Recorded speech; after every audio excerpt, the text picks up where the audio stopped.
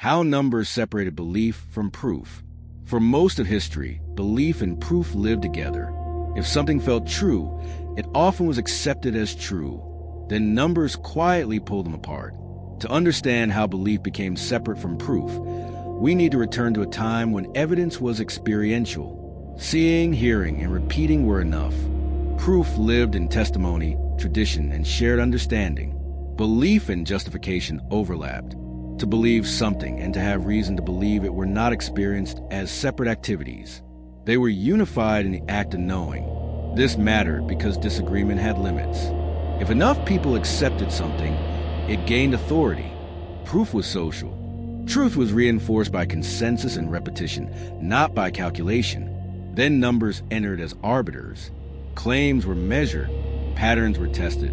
Evidence was demanded in quantities, not stories. Proof stopped depending on who believed and started depending on what could be demonstrated numerically. The personal authority of the claimant, which had been the primary guarantor of truth for millennia, was replaced by the impersonal authority of the method. This was a transformation of extraordinary consequence. At first, this felt like progress. False beliefs could be challenged. Assumptions could be tested. Proof became portable. It no longer depended on culture or status. A mathematical demonstration carried the same weight regardless of who presented it or where it was received. This was a genuine democratization of knowledge, but something fractured. Belief could persist without proof. Proof could exist without belief. A claim could be mathematically supported and still feel unconvincing. Another could feel obvious and still fail every test. This separation changed how truth was argued. Conviction lost authority. Evidence gained it. But evidence did not persuade on its own. It only justified decisions after they were made. The emotional work of acceptance, the process by which a person comes to genuinely believe something rather than merely acknowledging its logical support, remained untouched by numerical proof. This was a turning point.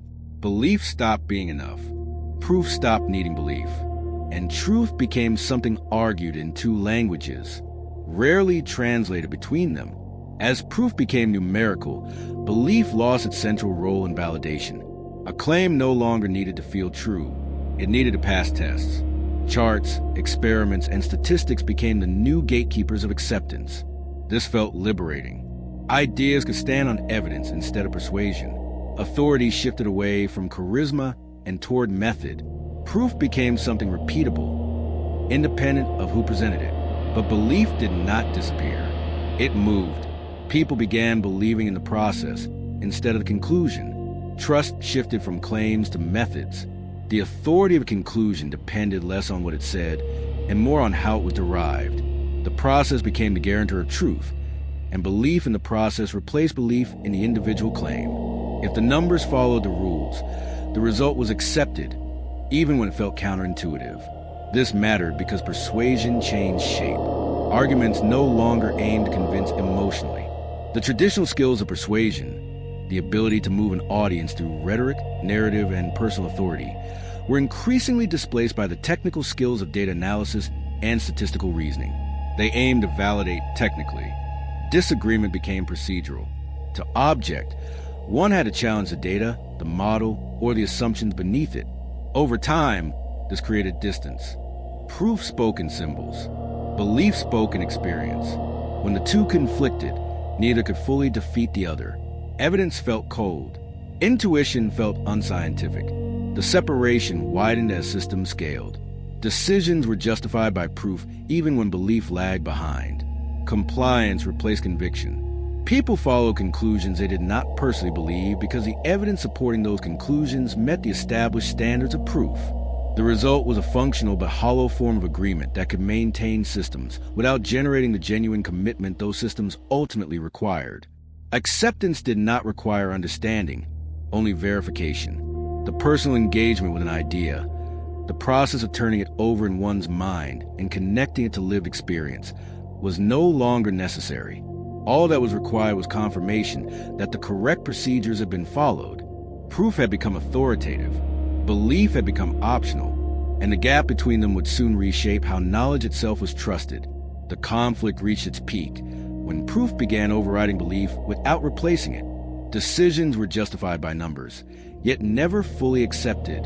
Evidence won arguments, but not trust. This is the emotional breaking point. People were told something was proven, while still feeling unconvinced. Doubt was labeled irrational. Questions were dismissed as unscientific. The gap between knowing and believing widened. What the data demonstrated and what people were willing to internalize as part of their working understanding of the world diverged further and further, creating a persistent tension between institutional knowledge and personal conviction.